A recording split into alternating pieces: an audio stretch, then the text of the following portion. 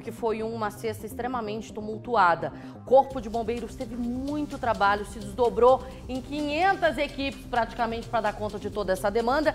E entre essas demandas está a da mulher, que foi levada para a delegacia depois aí de ter supostamente causado um incêndio no bairro Brasil. Segundo os militares, ela teria ateado fogo em 2 imóveis que são dela. A Carolina Barros está neste momento ao vivo na base do Corpo de Bombeiros aqui em Uberlândia e ela vai trazer para a gente mais informações de todos esses casos que foram registrados na cidade, começando por esse do bairro Brasil, que assustou os moradores ali da região, dada a densidade dessa fumaça. Como eu disse anteriormente, né, Carol? Uma cortina que se formou e podia ser vista de todos os pontos da cidade, principalmente quem passou pela BR conseguiu ver o trabalho do Corpo de Bombeiros para controlar toda essa situação. Boa noite para você. E que trabalho deu para o Corpo de Bombeiros, né? Que afinal de contas trabalhou não só nessa, mas em outras ocorrências também. Boa noite, Lu, para você e para quem nos acompanha no Cidade Alerta Minas. Essa ocorrência especificamente foi na rua Osório José da Cunha, no bairro Brasil, e como você disse, a fumaça podia ser vista de longe, ou seja, assustou não só quem estava ali nas imediações, né?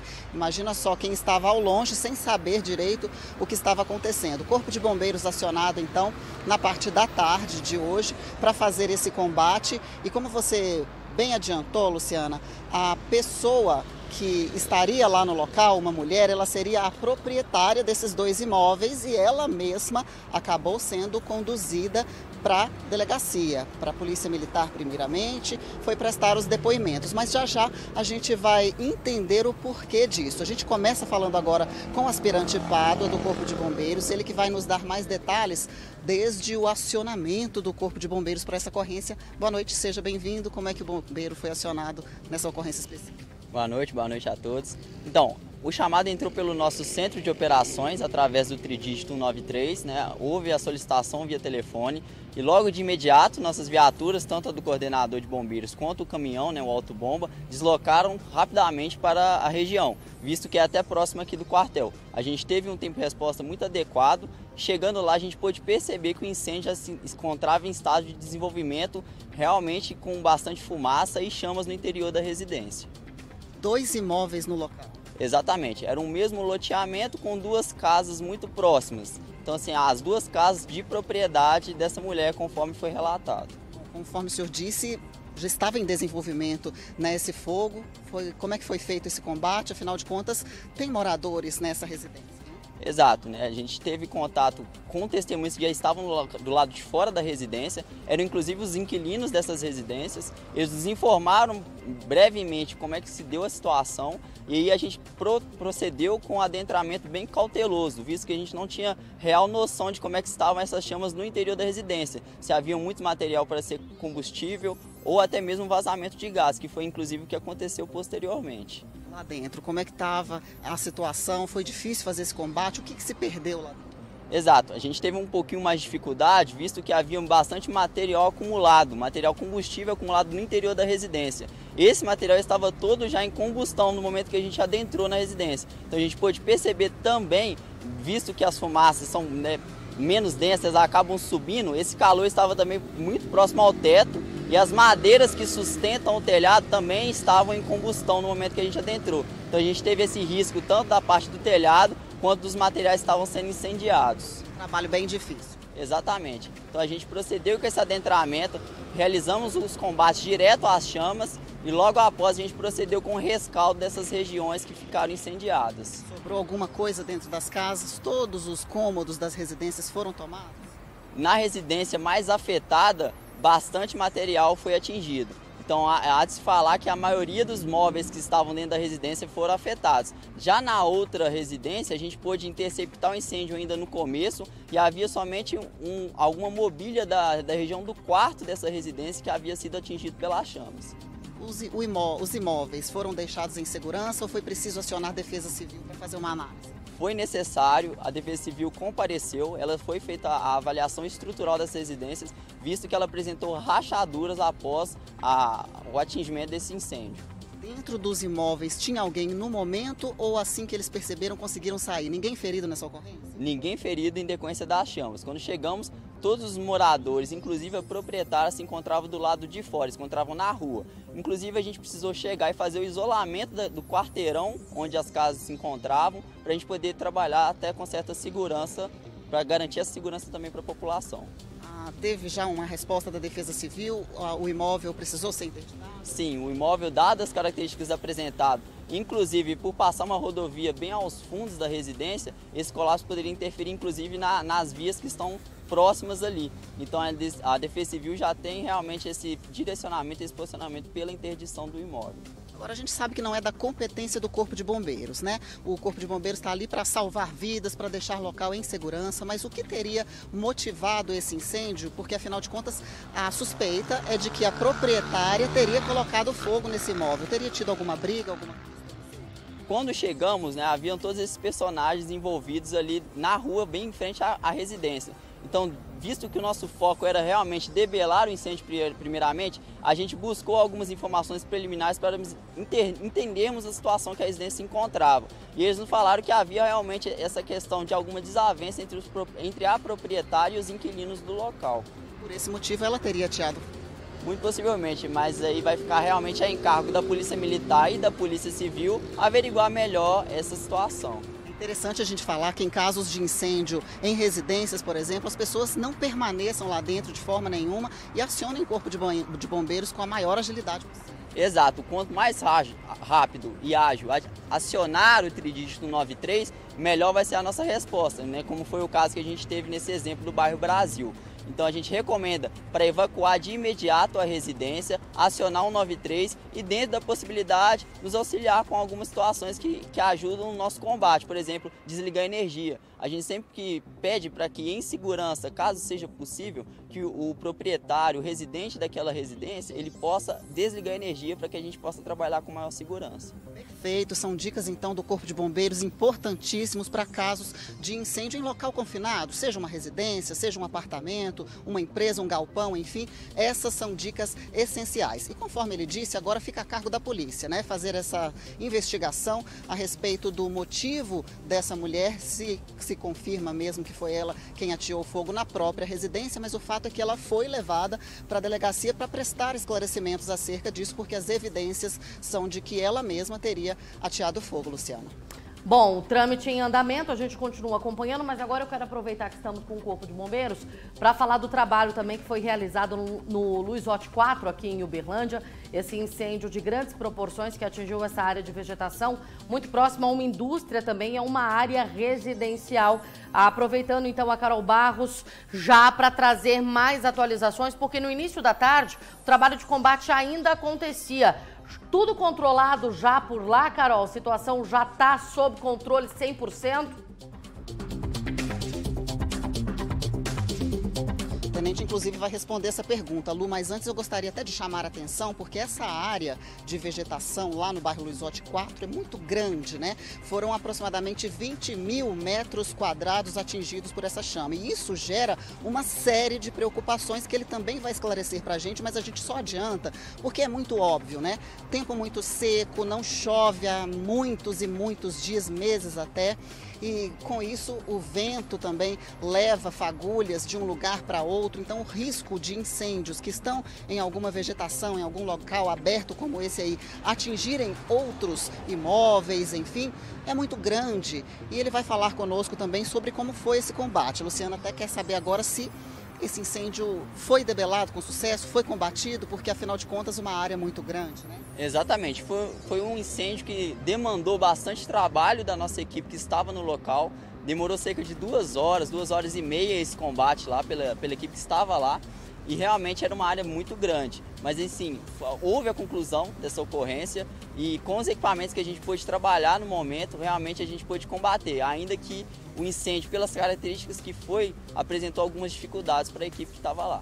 Em ocorrências como essa, que tipo de combate pode ser feito? Afinal de contas, tem todo um contratempo, né? Inclusive de vento e tudo mais. Exatamente, a gente recomenda para que as pessoas não enfrentem esse tipo de incêndio, que eles apresentam realmente algumas características que as equipes de Corpo de Bombeiros, com o treinamento e equipamento que tem, No caso, a gente utilizou lá mochilas costais, que a gente pode fazer um combate com água, e também o aparelho soprador, que a gente consegue realmente levar esse incêndio com a ação do vento para o direcionamento que a gente pretende. Realmente a gente pôde fazer um trabalho eficiente lá no local.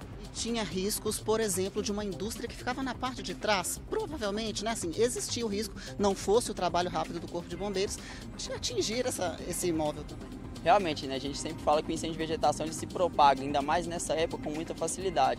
Então toda a região ao redor, ela liga esse alerta em relação ao que está acontecendo ali naquela área que está sendo queimada. Não somente a indústria, mas também como as vias que estão, né, circundando aquela área.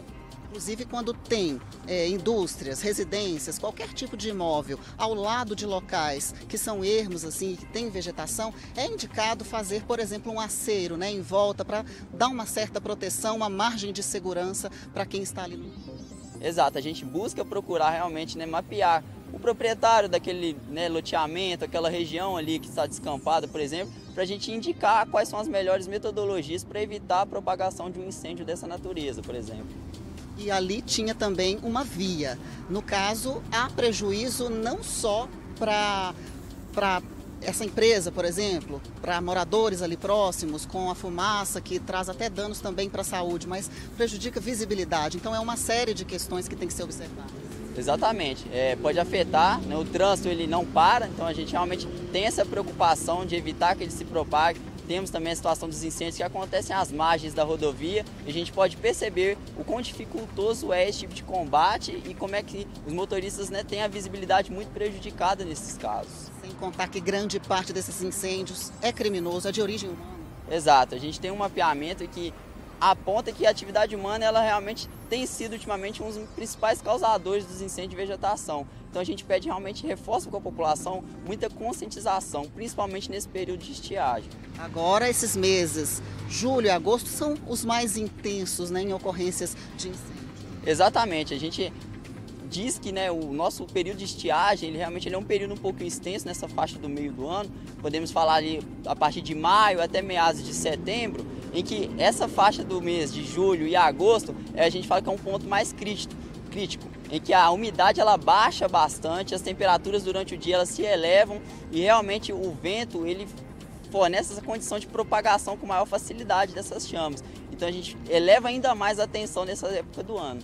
É isso, a gente falando então sobre incêndio em locais abertos como esse, essa área de 20 mil metros quadrados, equivalente a 2 campos de futebol queimados aqui no início dessa tarde e que demandou um trabalho muito intenso e extenso também. Imagina só, 2 horas de trabalho do Corpo de Bombeiros para combater incêndios que muito possivelmente, a gente nem sabe se é o caso, mas normalmente são provocados pelo homem e podem facilmente ser evitados. Lembrando que a umidade relativa do ar está baixíssima e pode registrar ainda níveis mais críticos ainda de agora para frente, hein, Luciana? Com certeza. A gente também acompanhou hoje o trabalho do Corpo de Bombeiros nesse incêndio que assustou alguns moradores do bairro Jardim Holanda, as chamas concentradas na varanda de um apartamento do térreo. Só para a gente finalizar, então, Carol Barros já aproveita para trazer atualizações desse incêndio que foi combatido pelo Corpo de Bombeiros, controlado ali pelos próprios moradores, né? O Corpo de Bombeiros chegou só para finalizar